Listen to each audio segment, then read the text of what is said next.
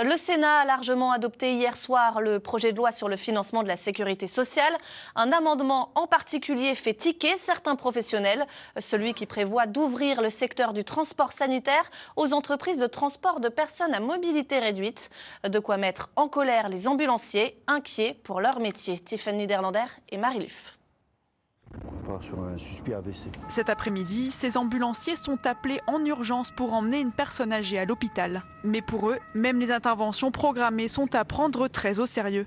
Ils ne comprennent pas l'amendement qui donnerait droit à des entreprises de transport classiques de faire certains trajets sanitaires. Ça remet aussi mon diplôme en question, à quoi avoir fait 801 heures de formation pour dire que n'importe qui peut prendre un TPMR, transporter des personnes. En cas de malaise, ils ne sont certainement pas formés comme nous. En fin de compte, il n'y a pas de transport simple. Ça peut arriver à n'importe quel moment. En clair, l'amendement prévoit de permettre aux entreprises spécialisées dans le transport de personnes à mobilité réduite d'effectuer aussi du transport sanitaire pour ces patients et donc de bénéficier du remboursement par la sécurité sociale.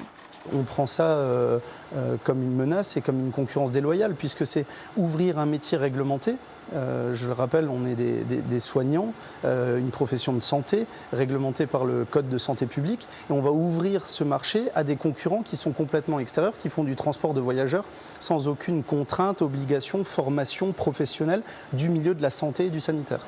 Ce gérant d'une entreprise d'ambulance dénonce aussi un amendement qu'il juge contraire à la volonté d'économie budgétaire. Toutes nos propositions, la géolocalisation, les entreprises certifiées, le service CEFI, assurance maladie pour augmenter la probité de facturation, le transport simultané, l'ambulance de type A2, on a une dizaine de mesures concrètes proposées. On ne nous écoute pas et ces mesures-là permettent de réaliser bien plus des 300 millions escomptés par l'assurance maladie dans l'article 15 du PLFSS.